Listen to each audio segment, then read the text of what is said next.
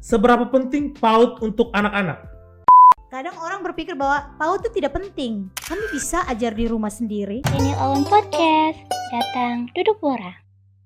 Welcome to Daniel Owen Podcast, datang duduk wora. Terima kasih untuk teman-teman yang sudah like, comment, subscribe Sapun channel YouTube. Saya ucapkan terima kasih banyak dan Tuhan Yesus memberkati kalian semua. Dan untuk teman-teman yang baru bergabung di channel YouTube ini, saya ucapkan selamat datang, welcome to home, selamat datang to Daniel Owen Podcast. Dan di Daniel Owen Podcast ini banyak sekali bercerita tentang ide-ide kreatif, mengajak anak-anak muda, Momer yang punya inspiratif, yang bisa berbagi di sini. Dan untuk teman-teman yang bingung nih, Daniel Owen Podcast itu tayang dari apa-apa, kita tayang di setiap hari Rabu dan hari Sabtu atau di malam Minggu jam 6 sore. Dan kali ini kita sudah kedatangan salah seorang ibu guru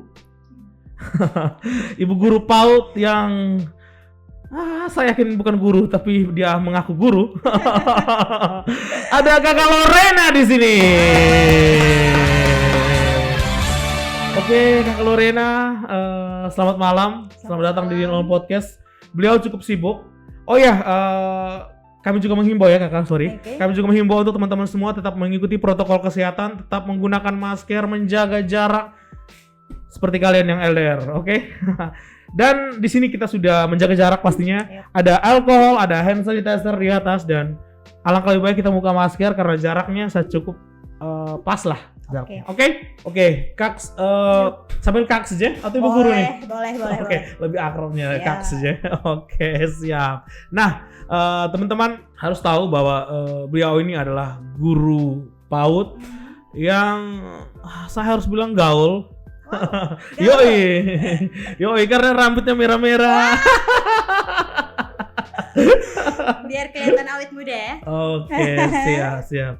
Kalau Rena ini adalah salah satu guru PAUD di salah satu PAUD swasta di Kabupaten Sika.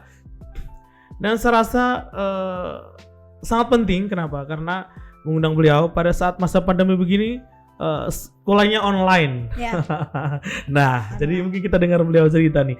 Tapi sebelumnya kita tanya dulu nih, latar belakangnya Kakak Lorena akhirnya ingin menjadi seorang guru. Mungkin bisa diceritakan di sini.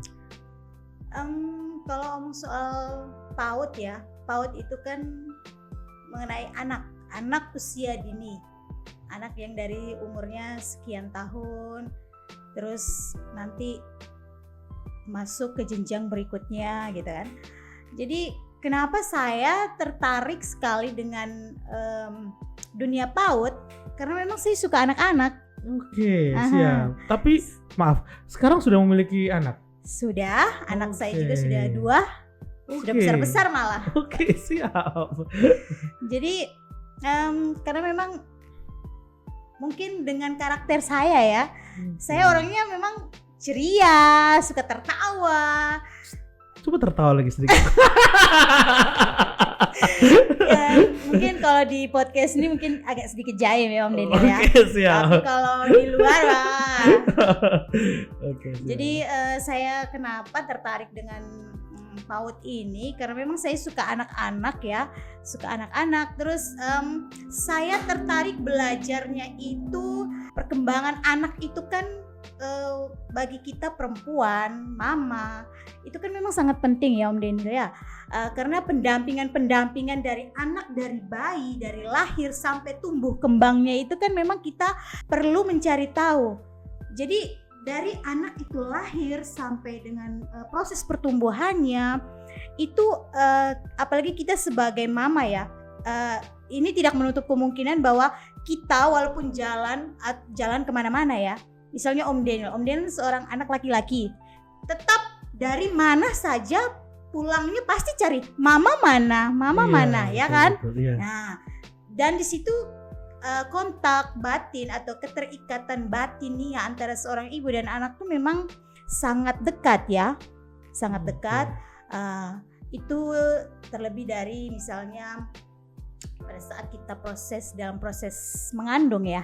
Mengandung itu kan hubungan antara ibu dan anak itu kan memang sangat ini sekali ya Om Daniel ya, sangat memang terikat gitu. Oke, siap. Jadi kenapa saya tiba-tiba berkecimpung di dunia PAUD ya, karena memang saya pengen belajar Karena menjadi seorang ibu guru, mama, istri itu kan tidak mudah juga Om Daniel. Oke, siap. Jadi susah ya jadi seorang istri, susah. Ya, susah gampang sih. Oke.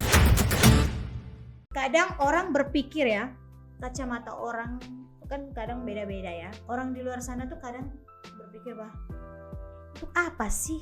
PAUD loh, anak kecil. Kadang orang berpikir bahwa PAUD itu tidak penting. Kami bisa ajar di rumah sendiri. Oke, itu saya setuju. Ya, kami bisa kok ajar anak kami di rumah sendiri tanpa harus disekolahkan. Di sini betul, mungkin ada yang merasa bahwa tidak terlalu penting, anak usia dini harus disekolahkan sekian-sekian, lamanya berapa tahun. Jadi gini Om Daniel, ada orang tua yang mereka berpikir bahwa begini, anak saya tahun depan 5 tahun, jadi ya sudah 5 tahun saja baru sekolah. 5 tahun saja baru sekolah supaya sekolahnya setahun saja di TK, terus tahun depannya bisa lanjut ke SD. Nah, ada yang berpikir tidak, anak saya harus sekolahnya 2 tahun. Dari usia 4 tahun dia masuk di kelas A, terus berikutnya di tahun yang kedua dia masuk 5 tahun itu dia di kelas B. Nah, setelah itu baru 6 tahun dia siap untuk di kelas SD kelas 1. Oke, pertanyaan saya, seberapa penting PAUD untuk anak-anak? Oke, jadi seberapa pentingnya itu, PAUD itu penting loh Om Daniel. Oke, siap. Penting sekali. Oke. Karena begini, pola asuh orang tua di rumah apakah sama dengan pola asuh atau pendidikan yang ada di sekolah-sekolah PAUD, sekolah TK misalnya. Nah, anak misalnya ya, jadi kita kembali lagi, orang tua sibuk loh, kerja, dua-dua kerja, anak diasuh oleh pengasuh. Nah, apakah pengasuh zaman sekarang ini bisa mengedukasi? Tidak. Oke, siap. Apakah dia hanya mementingkan dia punya pekerjaan rumah ketimbang sambil mengasuh anak itu? Siap. Jadi misalnya begini, sekarang kita banyak temukan bahwa orang tua yang sibuk, anak dilepas sama pengasuh. Nah, pengasuh juga pengen dia nyaman kerjanya, tidak terganggu dengan anak. Nah, orang tua memfasilitasi dengan HP, ya kan? Anak-anak sekarang kita banyak lihat umur sekian sudah tahu mengoperasikan HP itu seperti apa. Bahkan mereka lebih tahu lagi daripada kita yang orang tua. Ya. Nah, anak difasilitasi dengan HP. Jadi anak tuh benar-benar dia tahu bahwa setiap hari saya hanya berhadapan dengan HP. HP ini benda mati loh Om Daniel.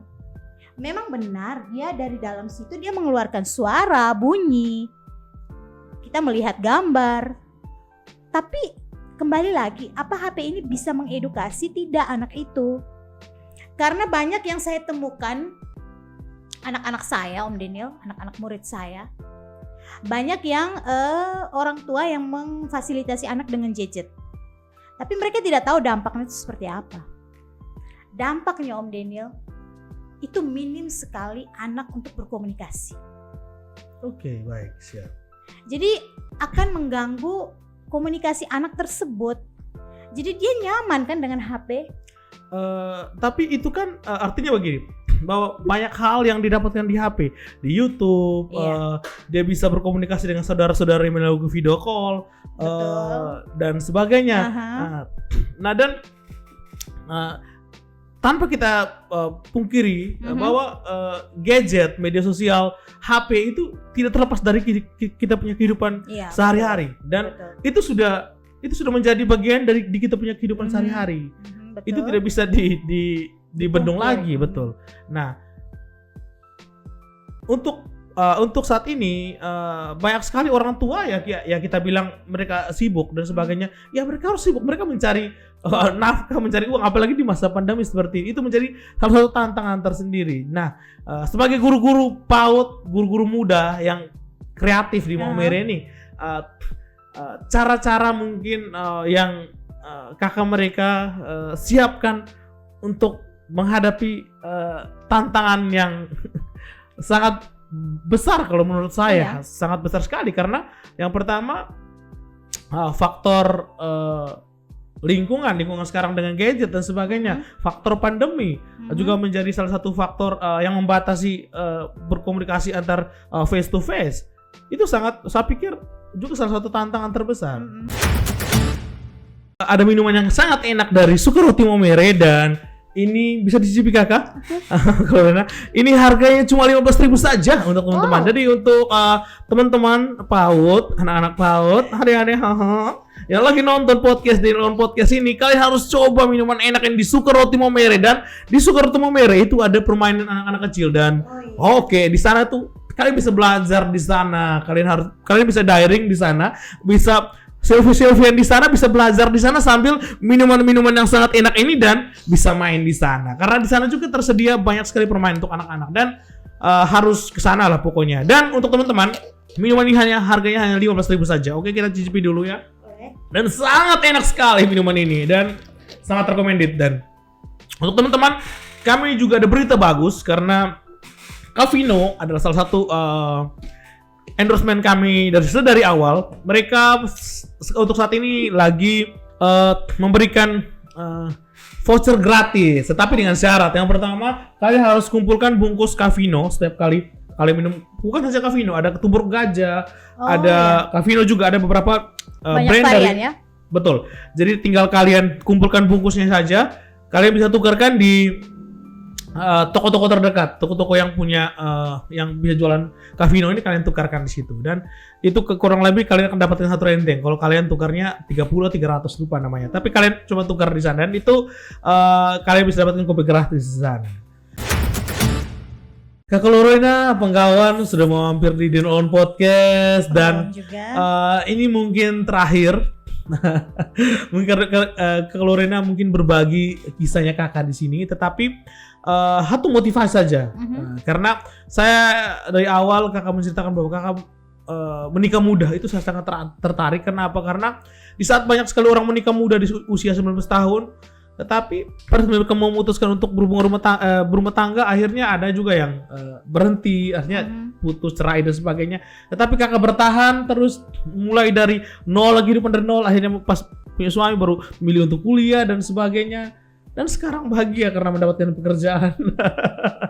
Tuhan sih. Mungkin bisa diberi motivasi untuk anak-anak muda yang mungkin patah semangat lah, posisi yang sama seperti kakak waktu itu. Oke, jadi buat teman-teman, buat adik-adik, saudara, saudari yang memang mungkin kita tidak tahu ya takdir kita seperti apa nih. Jadi untuk saya menikah muda itu memang awalnya kita syok ada ya. Di usia saat ini teman-teman masih menikmati masa muda. Saya sudah punya anak, punya suami. Di situ saya berpikir tidak menjadi permasalahan sih sebenarnya. Oke, siap. Yang penting kita menjalaninya itu seperti apa. Jadi bukan menikah muda berarti berakhir segalanya. Pendidikan, jiwa muda kita, pekerjaan. Jadi kita jangan berpikir bahwa saya sudah punya anak, saya sudah punya suami, ya sudah, saya hanya urus anak, hanya urus suami. Tidak. Kita bisa kembali lagi kepada diri kita sendiri. Bagaimana kita motivasikan diri sendiri itu seperti apa? Setuju. Jadi kita tidak tahu ya, di saat kita menikah muda kita tidak tahu Tuhan punya rencana apa nih untuk saya. Apakah saya hanya di sini saja, ataukah saya harus berusaha lagi, atau saya harus bangkit lagi sih sebenarnya. Kalau untuk saya pribadi sih, saya bangkit lagi. Saya pernah jatuh loh Om Daniel, jatuh. Tapi saya berusaha untuk berdiri, bangkit. Dan di dalam diri saya itu selalu mengatakan bahwa orang lain bisa, kenapa saya tidak? Nah, di situ yang saya punya apa ya, spirit dari dalam diri sih sebenarnya. Oke, Orang lain siap. bisa kok, saya juga Betul. bisa. Kenapa tidak? Betul, dari untuk anak-anak muda yang mungkin patah semangat dan hari ini berputus asa, jangan bersedih karena kesempatan itu selalu datang dan datang. Ya. Ada orang bilang kesempatan datang satu kali, saya tidak percaya karena kesempatan itu selalu datang dan datang dan datang. Intinya tetap kita semangat, berusaha, saya yakin Tuhan pasti memberikan jalan. Dan tetap doa. Mungkin hari ini doa kita kurang kencang, mungkin lebih dikencangkan lagi. Mungkin hari ini kita doa lebih kurang sungguh-sungguh, lebih sungguh-sungguh lagi karena saya yakin suatu saat Tuhan pasti akan mengabulkan kita punya doa semua. Oke, mungkin itu saja Kakak Lorena Panggawan sudah berbagi kisah inspiratifnya di sini dan terima kasih banyak dan Tuhan Yesus memberkati kalian semua yang berada di muka bumi ini. Amin.